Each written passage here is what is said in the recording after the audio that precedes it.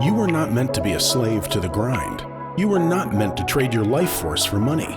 You can escape gravity. You can unlock your life. You got this. Let's go. Hello and welcome to Unlock Your Life. Jennings Smith here. You're going to have to bear with me a minute because it's pollen season in South Carolina. I've got some allergies. The voice is a little bit scratchy, but I still have a great message to bring to you today. And it's so important that I'm going to push through the pain and get the message across, guys. I'm especially excited about this episode because it's on video, right? We are videoing these now. We're putting them on YouTube. So if you're listening to this, you can check us out, Jennings Smith, Unlock Your Life on YouTube. So let's get into the show today because we're talking about something that is incredibly important component to unlocking your life, and that is partnerships. It took me a long time to figure this part out, and I was very scared of it. So I grew up in a very conservative Christian home, and one of the tenets that I was kind of taught and ingrained was partnerships are bad, right? So partnerships can drag you down. Partnerships can maybe even bring judgment on you, and you should definitely avoid partnerships at all costs. They maybe are even sinful or wrong to be in, was the way that I was taught. And of course, there's this partially true and partially not true. It's partially true in the fact that a bad partnership can absolutely drag you down, and a bad partnership can be a very detrimental thing to your career, and it can be an anchor around your neck. But the flip side to that is a good partnership can be amazing. It can propel you into new heights faster, easier than you ever thought possible. So bear in mind, this is the way that I'm raised. This is the way I'm thinking. It's just me versus the world. No partnerships, no help. I mean, I had employees, but I had nobody that was pulling weight alongside of me. And so I start my construction company. I'm going along, and it was very slow, right? It was me and a truck, and then a few people, and then a few more people. And I was fairly successful with doing it just by sheer brute force, but I was not super successful. And one day, this guy calls me up. His name was Dave, and Dave calls me up, and he wants to be my partner. And so my guard is way up. I'm like, oh, no. We don't do that. We don't do partnerships. But he wants to partner with me in a franchise. So essentially, he's not going to partner with me in my company per se, but I am going to align my brand with this franchise, partner with them, and in doing so, give up a lot of control. Now it's not just me. I can't make every decision. I have to follow along with some of their rules. But in looking into it and praying about it and thinking about it and being guided in that decision, I decided that was the right thing to do. So I agreed to partner up with Dave and went through the vetting process. And the final step was to fly to Toronto, Ontario, Canada, and meet with the CEO of Alair Homes, a guy named Blair McDaniel. And so I flew up there and met with him, and he has, over 100 of these franchises. And I asked him about business partnerships and said, doesn't it make you nervous? Don't you not want to be in partnership? And he said, Jennings, I'm in hundreds of partnerships, right? I have this corporation, and he had other interests. He had multifamily, he had real estate holdings, he had this business, I said some family businesses that he was involved in. So lots and lots and lots of partners. And this guy was very successful. And he said, partnerships changed my life. This is the way to scale. This is the way to have division of labor. This is the way to specialize. This is the way to really get phenomenal results. And when you step back and look at the people that are really, really, really doing big things, changing the world and building products or even, movements, nonprofits, churches, philanthropic people, they have partners, right? They're not doing it alone. Amazon isn't built alone. I think Bezos owns like 11% of Amazon. I don't know the figure, but he definitely has partners in that business. And when you want to do something incredible, you are not enough. You need the power of the collective. You need the power of partnerships.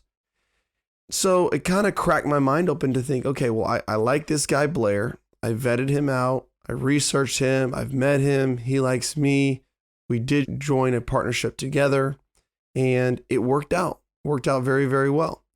And I followed his lead and I brought on one of my project managers as a partner in my company, who then took over that construction company, bought me out. I partnered with Dave and we owned a regional territory together with Alaire and started more franchises in the South Carolina territory.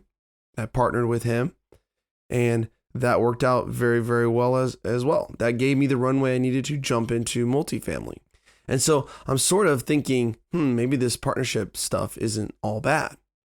But I'm looking at my personal portfolio and I have a few trailers and 2 rental homes, not much to speak of. And I want to do more. And I'm starting to research multifamily and learn about this. And the first thing they're talking about is it's a partnership game, right? If you want to grow, if you want to scale, if you don't want to wait 50 years to get, 50 doors, then you've got to partner. You have to raise other people's capital, right? You got to bring their money into the deal. Maybe you can't find a deal and you got to partner with somebody to get a piece of that deal. Maybe you have a deal, but you don't have the capital raising skills. So you partner with someone who can raise the capital. Maybe you can't get that loan. So you got to get somebody on the team that can sign for that bank loan and get you the $5 million loan that you're not qualified for yet. And a partner can unlock your life in that aspect. And so I started to think about this. In my very first deal, I got it owner financed. So I only had to bring the down payment. I did not need bank loan. I didn't have to get qualified by the bank, but I did need $80,000 or $90,000 for the down payment. And I partnered with somebody to bring that money to the deal. And he got 40% of the deal and I got 60% of the deal. And it worked out great. He made great money. I made great money. We're scaling and I'm on to the next deal and taking on a partner there. So why is the partnerships so relevant? And towards the end of the episode, I'm going to talk about the power of partnerships and what has actually created in my life. But why is it so important? Going back to what Blair says, it's division of labor, right? I'm looking at you through an iPhone that cost me about $1,000, I think. And this microphone I'm speaking into was like $40 on Amazon.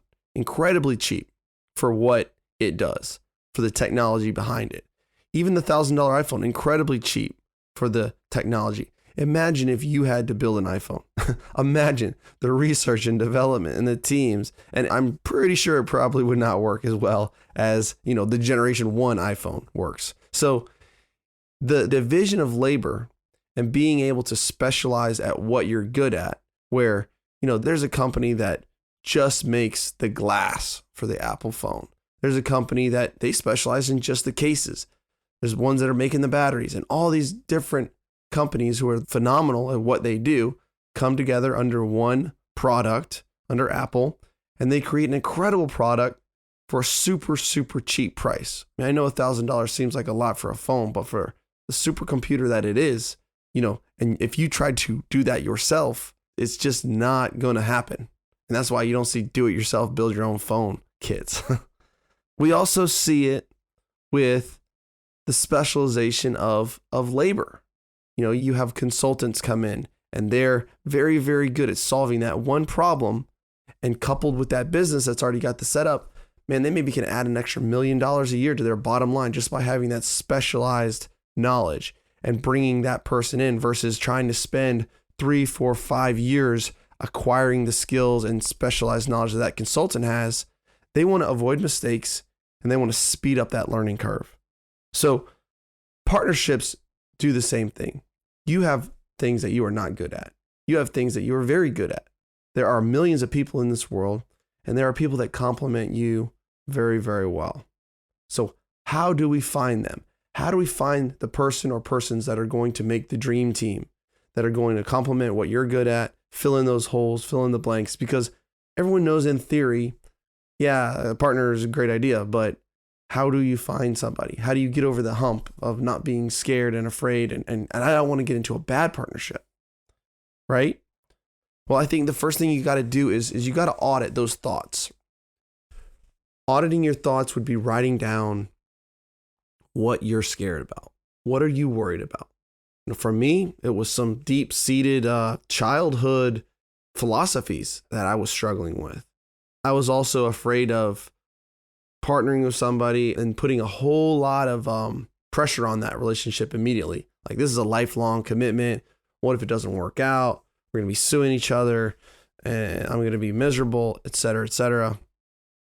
So I'm thinking about that. I'm writing it down. And whatever else that's floating around in your mind, write it down. Then start to get information around that. Okay? Ask yourself, are those things even true that you're worried about? Some of them will be true. Some of them won't. In my instance, there were some things about the way I was raised with the partnership view that really weren't even true, right? There's no biblical mandates that say you shouldn't take a partner. That's just not accurate. And so there might be something in there that's just not true. But there's probably some things that are true, right? Some partnerships do fail. Some people do sue each other. Some people do get into a miserable situation and they can't extricate themselves. Okay? So how can I get around that? Well, let's take it one step at a time. I mean, if it's something that I want to extricate myself from, well, what if I have a legal agreement? Okay? What does that legal agreement need to say? Okay? What if within the first 6 months, would I know pretty well, hey, this is working out within 6 months or a year? Yeah. So maybe within the first year, we have the ability to pull the trigger and fire the other partner. Maybe I can take the whole thing back and just buy him out for the interest that he put in there. And we can walk away without too many scars. Beyond that, it gets more complicated, right? Because we're both pulling in the same direction for a long, long time. But in the beginning, let's set something up to protect both of us just in case this doesn't work out. I'm looking to isolate everything and then get a solution around that, because I know that if I can get more information around that, then I'm going to feel better about taking on the partner and protecting my risk or protecting the downside, lowering my risk. Next thing I'm going to look at is their prior history.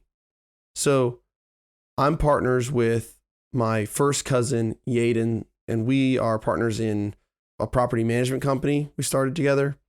We partnered on a lot of our apartment complexes, almost all of them. And we're partners in our education company where we mentor and teach how to buy multifamily, the deal room. So I'm pretty heavily partnered with him. However, I started by looking at his history. I saw him move from Texas back to South Carolina with nothing, no job, no real money. He was a youth minister out there. He didn't have a whole lot of resources. And he came home and he started hustling. And this guy was a health coach. He was selling like health food, like how to lose weight, this specialized food products that it was a subscription-based thing and you ate this food and you lost weight. And it worked, but definitely a hard way to make a living.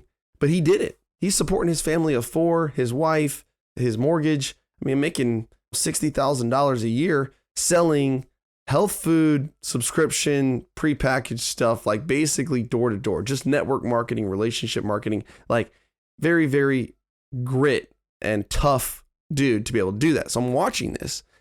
Then I see him switch and say, okay, this isn't the right vehicle. I know how to work hard and I'm going to be successful in whatever I do.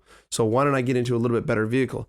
So he becomes a real estate agent with a local brokerage. And he kills it with that. He's out pounding the pavement. He's getting signs out there. He's doing the work, all the training that you get. And you know how many realtors just flake out, right? They get excited. They think they're going to make $10,000 a week in their first month and sell all these houses and everyone's going to hire them and nobody does. And then they give up, right? Because they don't have the grit and persistence. Well, not Yaden. Yaden made it happen. And within, I don't know, because I don't exactly know all his finances, but I'll tell you, he was surpassing his health food business very, very quickly.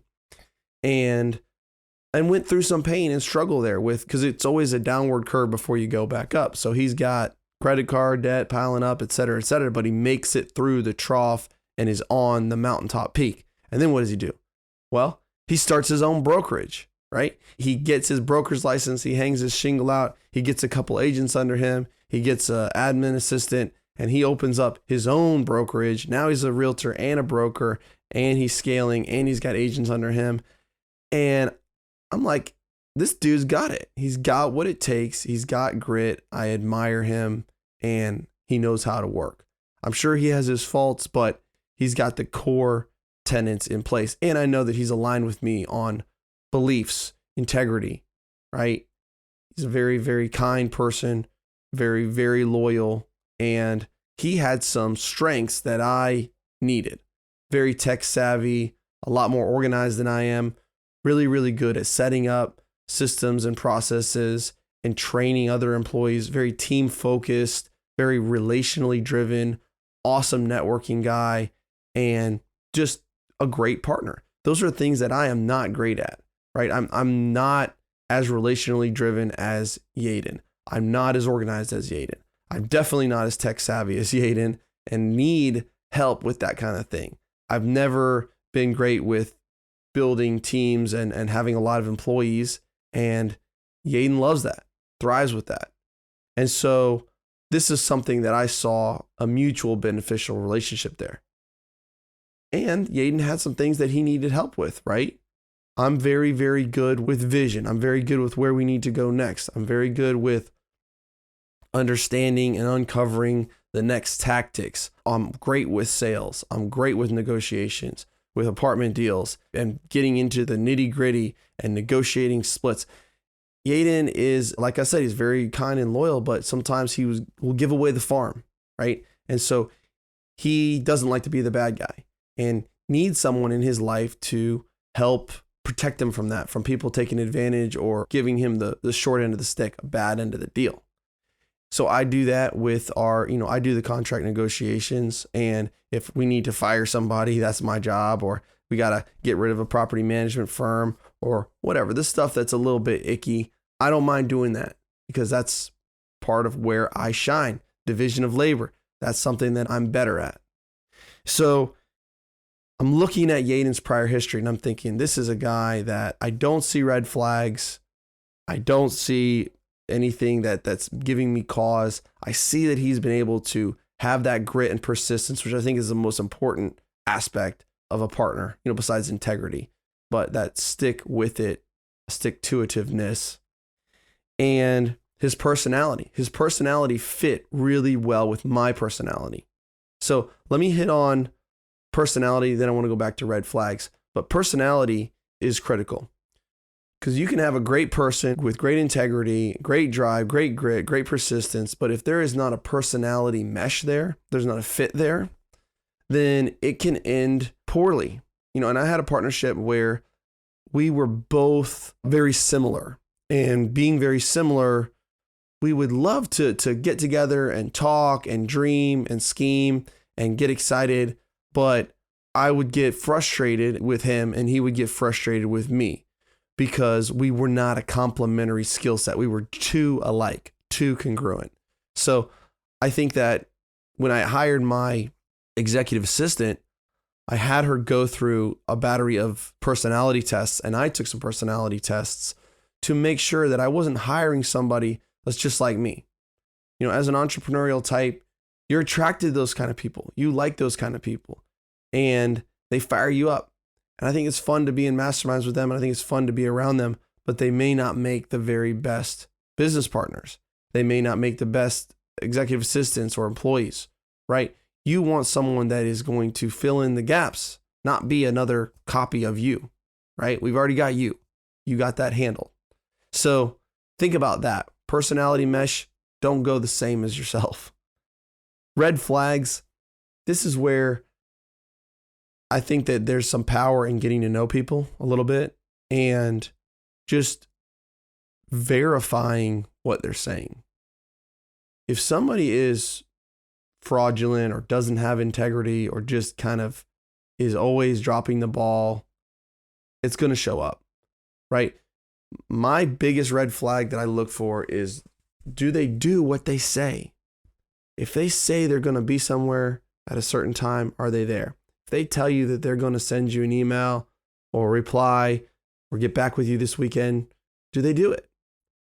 Because if they say that they're going to pay you back, are they going to do it? These are red flags that are really important. And little things, how people do anything is how they do everything. How people do anything is how they do everything. And so If they're sloppy, if they're lazy, if they're dishonest, and in very little ways, that could trend into big problems for you down the road as you're partnered with this person. So I'm looking very, very hard in the beginning for just any red flags that I can see of reputation. I mean, do they owe anybody any money? Are they not paying their bills? What's their credit looking like? What's their personal financial statements looking like? What's their, schedule of real estate owned? I mean, guys, I'm serious. If you're partnering with somebody, I don't think that it's over the top to ask for some of that stuff, to ask for their portfolio, research out the portfolio, research who their partners are on that portfolio, research the addresses. Do they owe taxes on the thing? Are they behind on their mortgage? Is the thing up for auction on the county website? I mean, you don't know what you're going to uncover. Talking to the other partners, what's he like to work with? What's she like to work with? Does she do what she says? Does she show up? Is she an integral part of the team? Is she irreplaceable? Do you love working with her? Like, what's good about her? What's not so good about her? What could you change about her? These are big decisions. And if you find the right person, it's going to be life-changing. And if you find the wrong person, it's going to be heartbreaking. It's going to be a lot of pain and suffering. So put on those magnifying glasses before you get into that partnership. Magnifying glasses. You've got to look deep. Got to look for those red flags. So what was the benefit of this? Why are we doing all this stuff? As I did this, I was able to scale from 3 or 4 trailers and 2 rental homes to now we've just closed another 280 unit self-storage deal. We've got over 1,500 units between apartments, self-storage, mobile home parks in 3 years because of mostly Yaden and then the other partners that brought capital and helped us sponsor our deals, sponsor our loans. Yaden helped me build my first $1 million in multifamily education company, right? I didn't want to do mentoring. I just didn't want to do it. And he got me to have the vision to do the deal room, which is plugging people into our network and our loan sponsors and our capital raisers and our deal flow and teaching people how to capital raise and mentoring them and going over their deals with them. And now I love it. I really do. And it's turned into a significant business for us that would not have happened without my partner. And it definitely wouldn't be as good as it is now if I had done it by myself. I would have never set up the payment portal. I would have never set any of that up. I just don't know how to do it. And in my construction company, right? Turn that thing into a sale by partnering with someone who could buy me out. Partnered with Dave in the master territory. Turn that into a royalty income stream that's been paying me for the last 2 years. Going to pay me for another year and has afforded me to make a massive leap and jump. So partnerships will change your life. Relationships are the most important thing. If you go back and listen to them, I have a podcast episode about relationships and how they're more important than mindset and they're more important than, reading books and listening to stuff like this. It's building real relationships with partners and mentors. So guys, if you're enjoying this show, I really would appreciate you leaving a review. A lot more people are leaving reviews now. A lot more people are listening to this. I'm looking at the download stats and they're going up every week. So if you leave a review, that's going to help somebody that's considering listening to the show to listen to the show and unlock their life and make a change. And that's how you can affect their life, right? Everything we do matters and it's a ripple effect. So if you don't mind, if you're listening to this show, go leave me a 5-star review. Shoot me up with a comment, hit me up on Instagram, Facebook, YouTube, wherever, and I'll reply. I'd love to connect with each and every one of you. All right, guys, that's all I got for today. Have a great day. Appreciate you. And don't forget to unlock your life.